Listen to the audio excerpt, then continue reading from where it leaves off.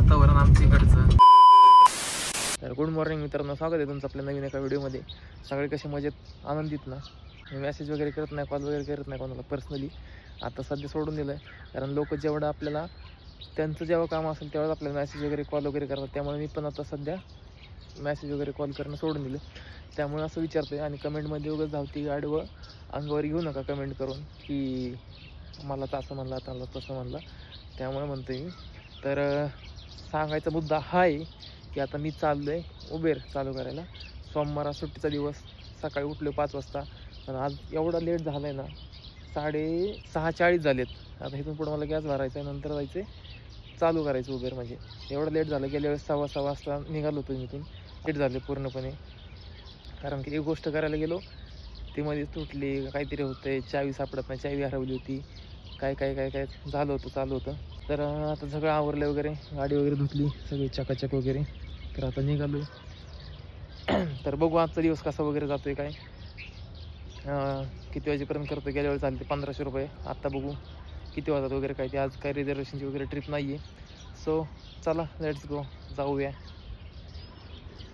कसं आहे किलोमीटर आहे ते 0 करून घेतो पहिल्यांदा. आज बघू की आपण किती रनिंग करतो वगैरे काय ते. त्यामुळं 0. Let's go. कसं आहे वातावरण आमच्या इकडचं. पुणे बोलते पुणे आहे का नाही, गावाकडचं फील एक नंबर.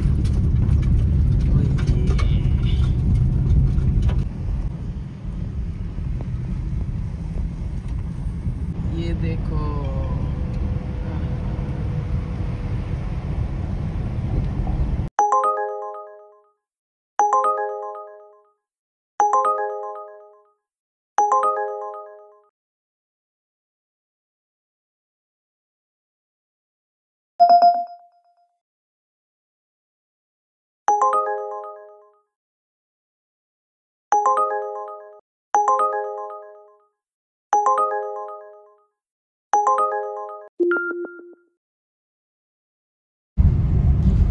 बघितलं असं किती ट्रिपा पडत होत्या. म्हणजे यायला 10-10 किलोमीटर, 12-12 किलोमीटरवरून पिकअप.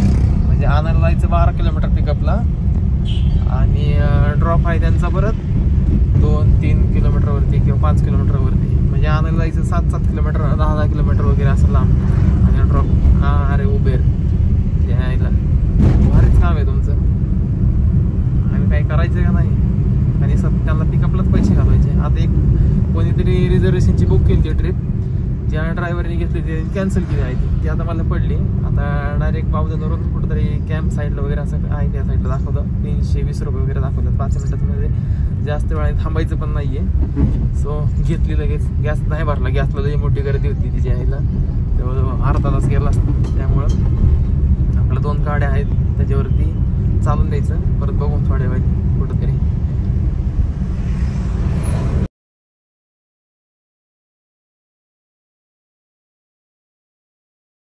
विषय काय झाला माहिती आहे का, 3च ट्रिपा झाल्यात आणि 1000 रुपये झालेत. आणि मी चाललो आता घरी, कारण की सकाळी म्हणलं गॅस भरायला येईल. म्हणजे पहिली ट्रिप पडली एक, तर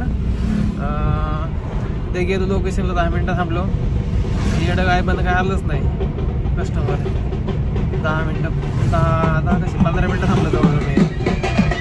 15 मिनटं थांबलं तरी आधी आलंच नाही. मग नंतर एक कॅन्सल केलेली, नंतर एक पडली वाकडची पावधनवरून. नंतर वाकडला गेलो, वाकडून घेतलं, परत एक रिझर्वेशनची पडली, त्याला 10 मिनटं थांबून तिथं गेलो. तर ते नंतर कळलं मला की ती पण रिझर्वेशनची ट्रिप आहे. नाहीतर तिथं CNG भरला असतं, ते जवळच होतं. पण माझ्या ते लक्षात नाही आलं. जवळ गेल्यानंतर ते लोकेशनला पोचल्यानंतर कळलं की अजून 10-15 मिनटं टाईम आहे. सो परत मग अजून आपला गॅस भरलेलाच नाही गाडीत. मग काय केलं, पण परत तिथून गेलो विमाननगरला. विमाननगरला गेल्यानंतर परत एक ट्रिप पडली, रिझर्वेशनचीच पडली होती, हिंजवडीची डेक्कनवरून. म्हणलं घेऊ का नको, 500-600 रुपये बिल दाखवत होतं, त्यामुळे घेतली. तर परत मग चाललं तर अर्ध्या वाटत गेलो, त्या बाईने कॅन्सल केली ट्रिप.